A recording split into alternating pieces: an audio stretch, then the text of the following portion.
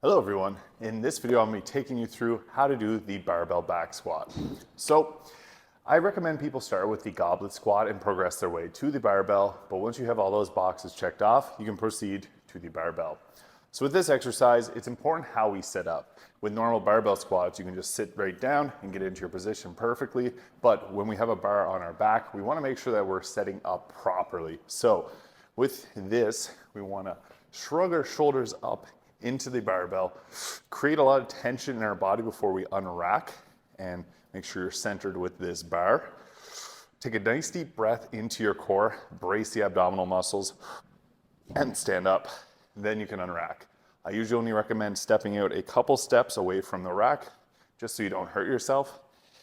And for the barbell squat, we're going to be taking a big deep breath into our core. And one of the biggest differences between the regular squat and the barbell squat is we want to be shrugging our shoulders up into the bar, creating pressure upwards as we go through the exercise. So a rep of the squat should look something like this.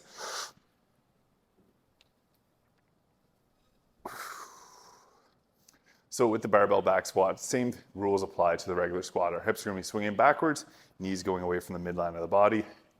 As we go down, come to a depth that your hip crease is below your knee crease. I can get really deep in my squat, but if you're only able to squat about this far, I would recommend doing mobility before progressing into this exercise.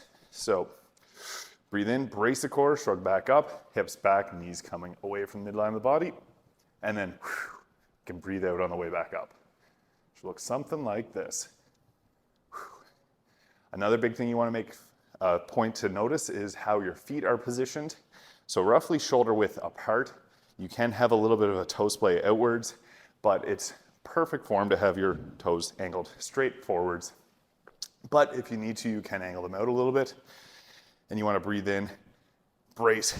And one other thing is to keep the foot tripod, which is your big toe, little toe, and your heel. You want to balance the weight between those 3 points. So you're going through that range of motion. And your squat should look something like this. As the weight gets heavier, it's going to be more important to keep that pressure upwards into the back. But that is how you do the barbell back squat. Thank you so much for watching. I hope you found this useful.